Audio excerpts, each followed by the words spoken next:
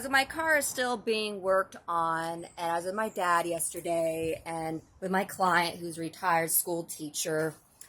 She's in her 90s, and I was telling him, oh, she makes good retirement. And my dad was mentioning, when we die, you are going to make good inheritance. And I'm like, I don't care about inheritance. I just want to work and do things with my life. I'm in my 30s still.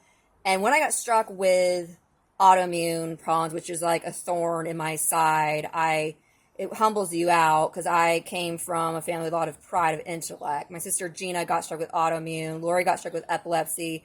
My brother Mike got struck with colitis in their 20s.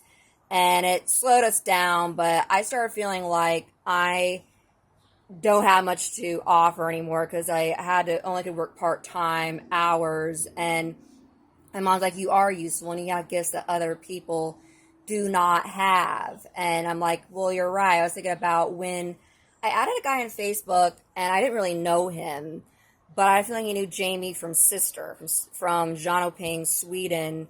And I had a vision and I could see that he was in his apartment, like real tall with all his shoes on the floor, and it was with a roommate, and it was more of a dainty feel apartment. And in that area of Sweden, it's more like near a river, and they have these dainty little snug shops. Their schooling system is different. They're raised differently, and he's a rocker kind of a guy, like Motley Crue, groups like that. So, but he was very polite and nice to me. He said, "Yes, I do know Jamie. He's like the Panzer Princess, MySpace days." Sister Sin, Jamie dated Sister Sin's lead singer. Reminds me of Doro from Warlock, the band Warlock years ago. But yeah, they're heavy metal rocker guys that are into different bands. And I was talking to him and he was very polite. And I knew just right there his energy source was different. He was very nice. You go to LA, it's cold. A lot of people are complaining they want to leave LA or leave San Diego because of all the drug use in like Ocean Beach, fentanyl and drugs, and lots of just distant biased feelings. They get this bad vibe, even though Sweden and places like Germany could be dark and eerie. Because my dad visited Germany for a business trip when he worked for Roar, but he visited my cousin Leo, who married Heike, she's a German woman, in Frankfurt, and it's very similar culture, German culture, to Sweden, because they have those little small refrigerators where they put food from the market, those little marketplaces, and they're not like how Americans do things, and their schooling is completely different. My mom homeschooled me the last few years of my, of high school because of how bad the system is. A lot of people are doing that now because I think a lot of people agree that the school system is going down the toilet. And I never been to Sweden, but it was refreshing to go somewhere more like a suburban part area of Sweden that is nook and cranny, snug feeling. It has like a dainty businesses, very like almost like countryside kind of feel because there's a river.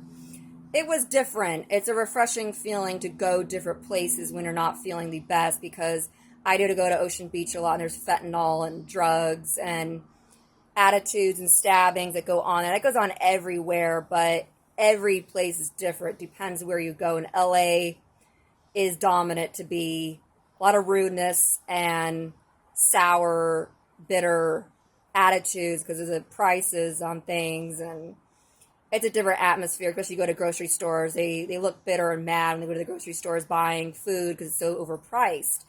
But yeah, no matter where you go, France, Germany, Sweden, there's going to be those things, I know, but some areas are better to raise a family than others and be around a different culture because it is different. And pure Swedes are different from American Swedes, and I've met different people here that everybody has different vibes and personalities. I got to know a guy who's Norwegian, who's mixed with Jew. He wears those Burzum shirts. I think it's funny that he does that because he's mixed with Jew, but he's different. He likes all kinds of metal, and all that different groups they do things differently. They're not all the same. You can feel the difference. Even talking to him online, like I could feel it. And he's a real tall, big guy, like I could see probably did ice skating, and he worked for like a warehouse place, like some sort of a for shoes and things. Like he did packaging jobs, like how my brother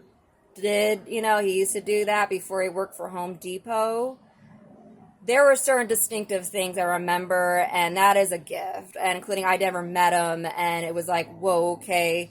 Yeah, including those bands are from way back in my young years through MySpace. Like, way back. And I was like, oh, yeah, I remember that guy in that group, and you're associated with them, right? And he's like, yes.